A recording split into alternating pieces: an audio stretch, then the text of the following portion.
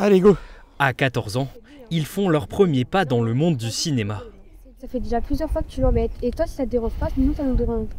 Raconte-moi un peu, c'est quoi l'histoire? Une personne, Anaïs, qui vient et qui embête Maxime, qui lui fait des reproches sur son style vestimentaire. Bah tiens, t'es tout seul. Oh, mais t'as vu comment t'es habillé? Non mais vraiment, toujours à côté de la plaque en fait. Et un autre groupe d'élèves qui sont des ambassadeurs et qui viennent l'aider. C'est pas parce qu'il est tout seul que tu peux te moquer de lui. Mais c'est juste pour rigoler. Non, c'est pas juste pour rigoler. C'est du harcèlement. Allez, action!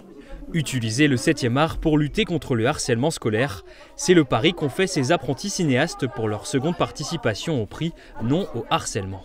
Les gens vont pas forcément s'arrêter pour lire ou regarder l'affiche tout simplement, alors qu'un film, ça se regarde en entier.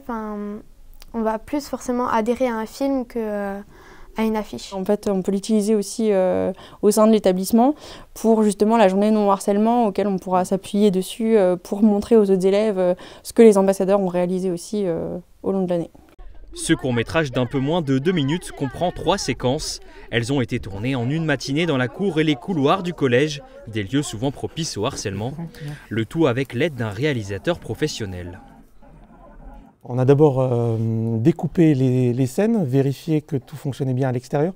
Il fallait remettre en situation. Ils étaient super investis, le texte était appris et surtout était incarné. Leur vidéo a été envoyée au rectorat.